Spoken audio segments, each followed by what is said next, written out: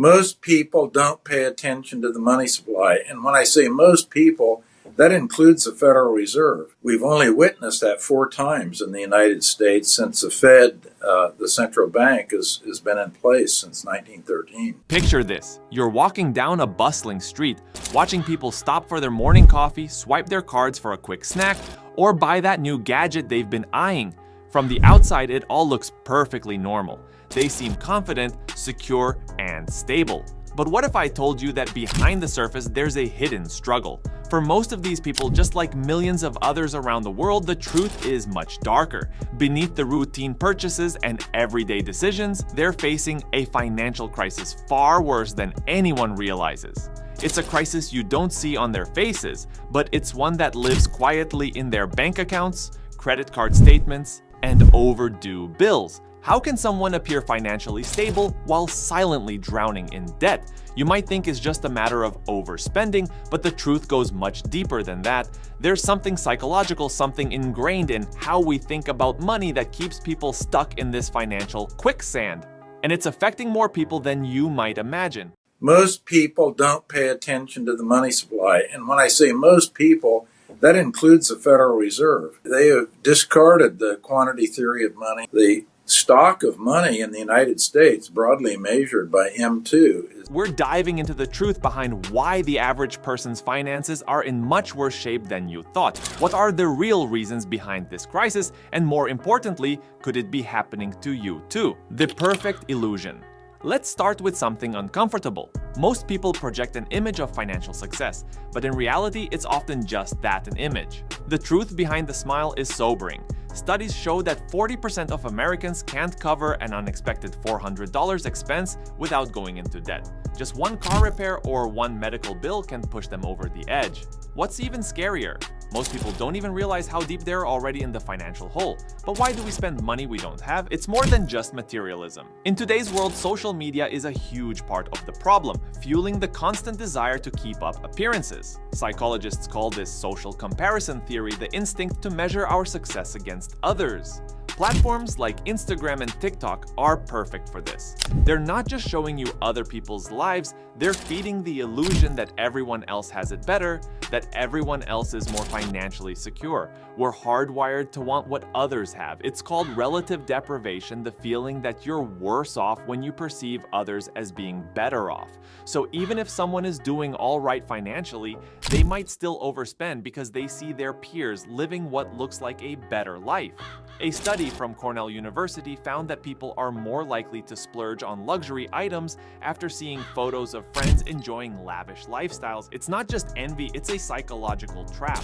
This cycle creates a disconnect between what we really need and what we think we need to fit in. The average person doesn't just buy things, they're buying into an identity, into an illusion. But the cost of maintaining that illusion, it's slowly destroying their financial health. The silent debt trap, debt credit cards, student loans, car payments, it's everywhere, and it's a silent killer.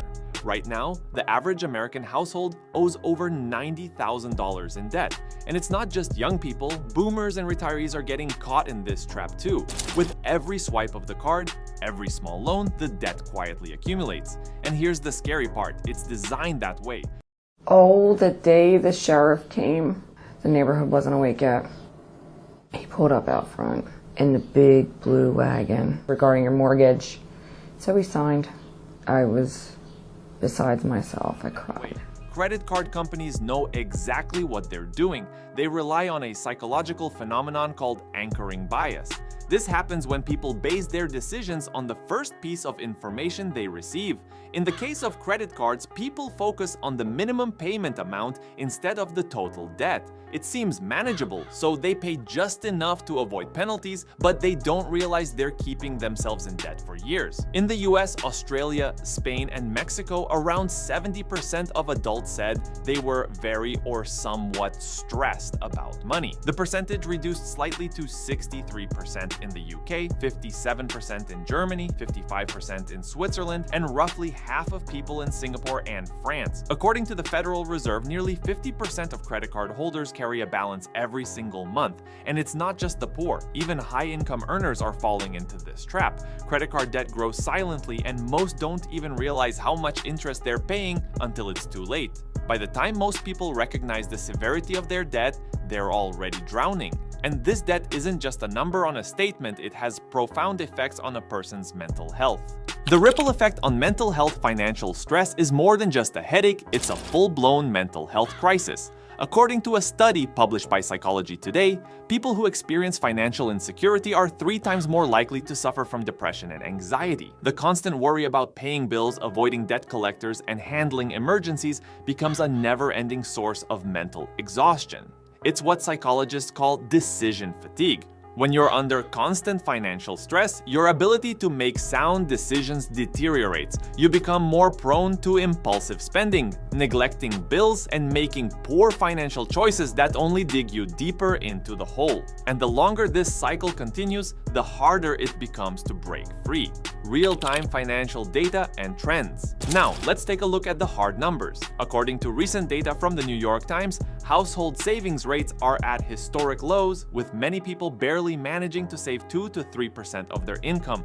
Factor in inflation, skyrocketing rents, and the rising cost of living, and it's no wonder that most people are struggling just to get by. In fact, a report from CNBC revealed that nearly 60% of Americans live paycheck to paycheck. And this isn't just happening to low-income households, it's happening to the middle class too. The financial instability people are facing today means fewer are prepared for emergencies, retirement, or even everyday expenses. The picture is grim. People are living on the edge, but the worst part? Most of them don't even realize how bad things have gotten until it's already too late. Breaking the cycle. So, how do we break the cycle? The first and most important step is awareness. People need to understand the psychological traps they've fallen into and take proactive steps to escape the spiral of debt and financial insecurity. Creating a budget, prioritizing savings, and cutting unnecessary expenses are just the beginning. But it's also about learning, understanding money management, debt reduction, and even smart investing.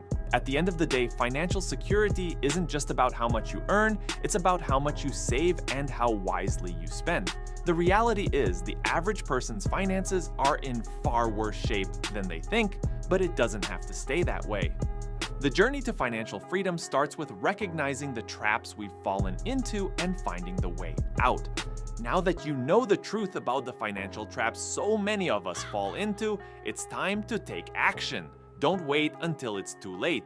Start by taking small steps, set a budget, cut unnecessary expenses, and prioritize saving. Educate yourself on smart financial habits. Remember, financial freedom isn't just a dream, it's a choice you can make today. Take control of your future because your financial health is worth fighting for.